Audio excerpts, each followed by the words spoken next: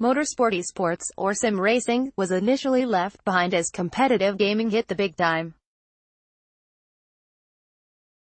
But that will change, reckons Dom Duhan, the boss of Team Redline, which has had the likes of Formula One stars Max Verstappen and Lando Norris race for it.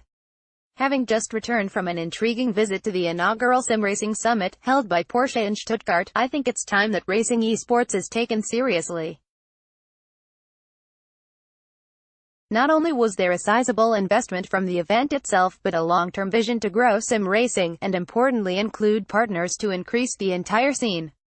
My role was twofold, as a team boss for Team Redline and as Studio 397, the people behind the renowned R-Factor 2 platform, which is heralded as one of most realistic around.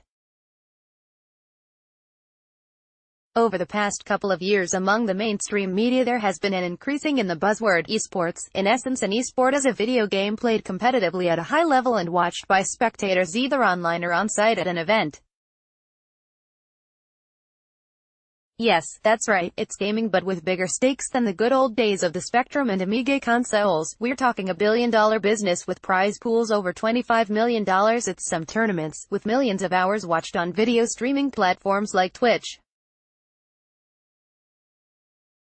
It's not a new thing.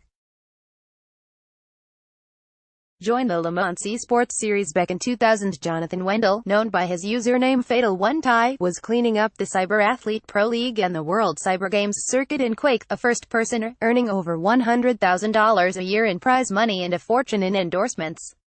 Even I was earning £50 a week driving in Wireplay Toka 2 tournaments. The future was bright. The potential in the earlier days was restricted somewhat by connectivity and indeed was very much driven by particular games, such as Quake or sci-fi strategy game StarCraft. The racing games that we all love and remember had a competitive side to them as well.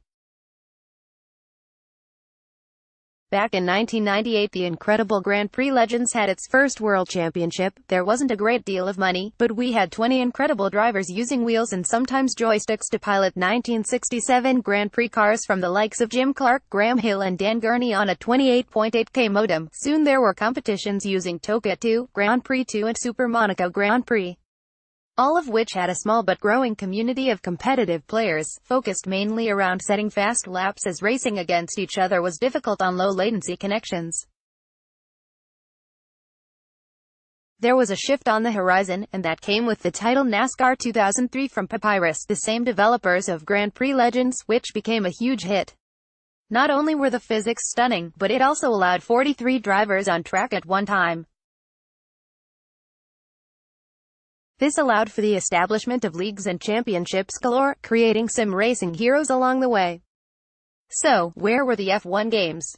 Well, that's a good question. Despite the EA F1 series being lauded, digital rights from FOM made creating a multiplayer environment difficult and harmed the growth of F1 in the racing esports fraternity. R-Factor soon changed that. With its ability to build modifications, players soon built their own F1 mods to satisfy the demands of the community and the genre grew once again with hundreds of competitions. Despite this growth we did not see much improvement in terms of prizes. We had GT Academy in 2008 based off the enormously popular Gran Turismo, which took the winners to real-life racing. This opened many people's eyes to the fact that the people behind the screens can drive in reality. The skills are similar, the awareness is similar, unlike any other esport.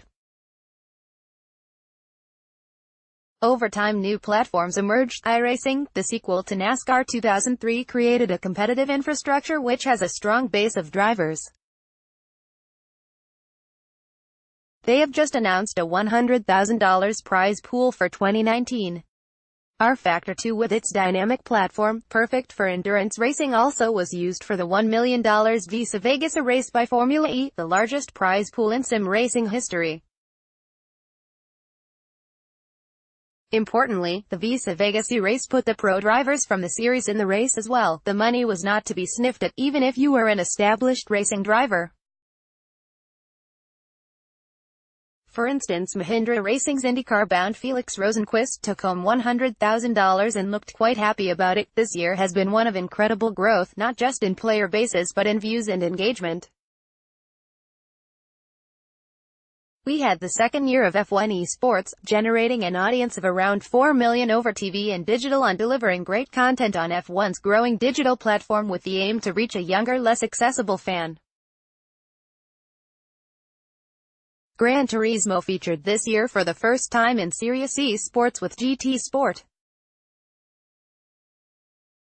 After holding finals in US, Europe and Asia, the World Finals were recently staged in Monaco. The viewership was strong across the board with 3 million viewers on multiple platforms. Often titles with a large user base like Gran Turismo struggle to get viewers as it has a perception of being a casual game with little legitimacy in the scene. What made GT Sport strong was the exciting format. Despite being FIA sanctioned, it did not stick to real-world rules and instead opted for 10x tire wear, 10x fuel use and mandatory 3 pit stops in a 10-lap race. Importantly, nearly every automotive and motor racing series is looking at esports. Porsche want to help develop the ecosystem. McLaren are developing their Shadow project. The ACO have started their Le Mans Esports series in conjunction with the Motorsport Network. WRC have a world champion. NASCAR are creating a series called NASCAR Heat Pro League with 704 games, and Blancpain have their own title with Assetto Corsa Competizione. Join the NASCAR Heat Pro League. This is just a snapshot of what's upcoming with plenty more series involved, creating huge diversity coupled with a huge opportunity. Even last year, one of my teammates, Enzo Benito, competed at the Race of Champions after winning its inaugural virtual EROC event, took to the track and was only 0.4 off Petter Solberg in his first time in a real race car. Racing games have the power to generate new racing fans. In fact, many younger fans are educated through games on the series as opposed to broadcast. They aren't interested in traditional motorsport through the traditional routes. And when you have a sport which requires an extraordinary amount of investment even at the karting level, why not just go into sim racing? It's accessible, fun and more competitive than any racing series in the world. Oh, and finally, you will probably earn more money in the long run if you are good.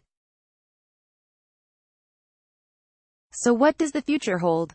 For traditionalists, sim racing might be seen as a threat. But I would rather see it as complementing motorsport, and it is a mix of esports and motorsport that will drive fans to tracks, or at least that is what we hope as motorsport fans as well. There will be significant money coming into the genre. It is a natural fit for advertising wary of populares like Counter-Strike or the complexity of League of Legends strategy. Racing is palatable and easy to comprehend, with a significant crossover into mainstream sports. Not only that, automotive is changing and needs to invest to reach a new audience. As a team boss and game developer, publisher, I am incredibly excited as we venture into the golden age of sim racing. Share this article.